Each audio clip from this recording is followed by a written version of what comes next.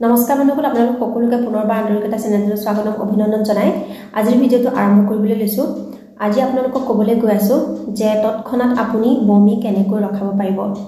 কেতিয়াবা কি হয়, ৰাতি বিয়লি হয়তো সৰু ল'ৰা ছোৱালীৰ সৈতে আমি মাকবোৰে একেলগে অকলে থাকিবলগীয়া হয় আৰু ঘৰত কোনো বেলেগ মানুহ নাথাকে বা ওচৰত চিকিৎসালয় নাই বা চিকিৎসক নাই বা ফাৰ্মাচী নাই।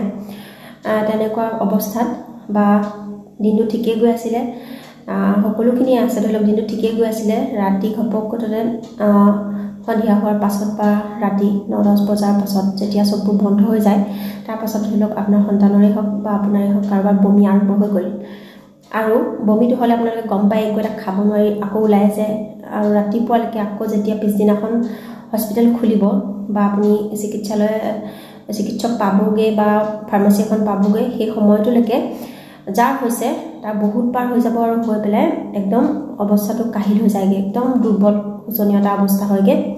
বৰ বেয়া বমিটো হ'লে, একো বেমাৰে বাৰু ভাল নহয়, কিন্তু বমিটো হ'লে কি হয়, এনেকুৱা এটা বেমাৰ যিটো নেকি আপুনি কিবা এটা খালেহে গালে শক্তিটো যায়, যিটো নেকি খোৱাটোৱে বন্ধ হৈ যায়। গতিকে ই আমাক অতি দুৰ্বল কৰি পেলায়। গতিকে আমি তেনেকুৱা পৰিস্থিতিত কেনেকৈ ঘৰুৱা সাধনেৰে বমিটো ৰখাব পাৰিম, আজি সেইটোকে আপোনালোকক ক'বলৈ গৈ আছোঁ। আৰু মই যিটো আপোনালোকক বিধান দিবলৈ গৈছোঁ বা যিটো আপোনালোকক হোম ৰেমেডি ক'বলৈ গৈছোঁ, সেইটো মই নিজৰ লগত প্ৰয়োগ কৰা আৰু ফলপ্ৰসূ হৈছে। মোৰ হওঁতেও মই ব্যৱহাৰ কৰিছোঁ, মোৰ সন্তানৰ লগতো মই ব্যৱহাৰ কৰোঁ আৰু একে পালিতে বন্ধ হৈ যায়। আৰু এটা কথা, যদি আপোনাৰ বেলেগ কিবা দুৰাৰোগ্য বেমাৰ বা বেলেগ নকক ভগৱানে বেলেগ কিবা কাৰণে যদি কাৰোবাৰ বমি হয়, তেতিয়া এনেকুৱা ধৰণৰ ৰেমেডিয়ে কাম নকৰিবও পাৰে। এই ৰেমেডিটো যাৰ নেকি গেছ হৈছে বা বদহজমি হৈছে, বতাহ সোমাইছে, ঠাণ্ডা সোমাইছে শৰীৰত, তেনেকুৱা ক্ষেত্ৰত এইটোৱে একেপালিতে কামত আহিব আৰু এতিয়া যিহেতু ফাগুন মাহ, এই ফাগুন মাহটোত বহুত মানুহৰে বমি হয়, কাৰণ এই বতাহটো যিমানটো বতাহ বলে সেইটো পটককৈ আমাৰ শৰীৰে এডজাষ্ট কৰিবলৈ কাৰণে টান হয়, আমাৰ শৰীৰৰ ভিতৰত সোমাই যায় বতাহটো সোমোৱাৰ কাৰণে আমাৰ বমি আৰম্ভ হৈ যায়। এতিয়া আপোনালোকক ক'বলৈ গৈ আছোঁ যে তৎক্ষণাত বমিটো কেনেকৈ বন্ধ কৰিব পাৰিব ঘৰুৱা সাধনেৰে। তাৰ কাৰণে আমাক দুটা বস্তু লাগিব, একেবাৰে সাধাৰণ বস্তু আপুনি আপোনাৰ পাকঘৰতে পাব। সেয়া হৈছে এচামুচ আদাৰ ৰস আৰু 1 চামুচ পিঁয়াজৰ ৰস। দুইখিনি মিহলাই ল'ব, মিহলাই পেলাই যাৰ হৈছে তেওঁক খুৱাই দিয়ক, লগত অকণমান পানী খাব পাৰিব আৰু বেলেগ আধা ঘণ্টা 1 ঘণ্টালৈকে একো খাব নালাগে। এই বস্তুটোৱে কামত দিবগৈ লাগিব, অকণমান সময় দিয়ক। তাৰপিছত দেখিব আপুনি আপোনাৰ বমিটো ৰখি গৈছে আৰু লাহে লাহে পনীয়া বস্তু খাই তাৰ পাছতহে গোটা বস্তু খাবগৈ, পটককৈ গোটা বস্তু খাই নিদিব। আৰু যদিহে একদম সৰু ল'ৰা ছোৱালী তেনেহ'লে আধা চামুচ কৰি দিব।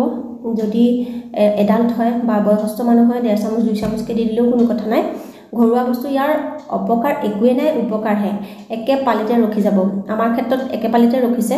এতিয়া সকলোৰে শৰীৰৰ কেপাচিটিটো কেনেকুৱা সেইটো প্ৰত্যেকৰে বেলেগ বেলেগ হয়, কিন্তু আপোনাৰ 99.9% যে সকলোৰে এবাৰতে ৰখিয়ে যাব, ইমানেই ভাল হয় এইটো ঘৰুৱা দৰৱ হিচাপে। এতিয়া যিহেতু ফাগুন মাহ, প্ৰায় মানুহৰে এনেকুৱা ধৰণৰ সমস্যাবোৰ হৈ থকা দেখা গৈছে। গতিকে ভাবিলোঁ যিহেতু মই ভাল পাইছোঁ বা মোৰ ঘৰখনত ভাল পাইছে, সেইকাৰণে ভাবিলোঁ কি শ্বেয়াৰ কৰি দিওঁ, যাতে আনৰো উপকাৰ হ'ব পাৰে বা কাৰোবাৰ প্ৰয়োজনীয় হ'ব পাৰে বুলি ভাবি পেলাই শ্বেয়াৰ কৰিলোঁ। যদি ভাল লাগিলে তেনেহ'লে লাইক কৰিব, যদি ভাবে আনৰো প্ৰয়োজনীয় হ'ব পাৰে তেনেহ'লে শ্বেয়াৰ কৰিব। যদি চেনেলটোত প্ৰথমবাৰৰ বাবে আহিছে তেনেহ'লে অনুৰোধ কৰিছোঁ ছাবস্ক্ৰাইব কৰি ল'ব আৰু ছাবস্ক্ৰাইব কৰি কাষত থকা বেল আইকন টিপি অল কৰি ৰাখিব, যাতে আহিবলগীয়া ভিডিঅ'সমূহত আপোনাৰ মোৰ দেখা দেখি পুনৰবাৰ হয়। তেনে বন্ধুসকল, সদায় নিজৰ যত্ন ল'ব। ভগৱানে সকলোকে সুস্থ ৰাখক, সবল ৰাখক। আজিলৈ আহিছোঁ, অনুমতি দিব। নমস্কাৰ।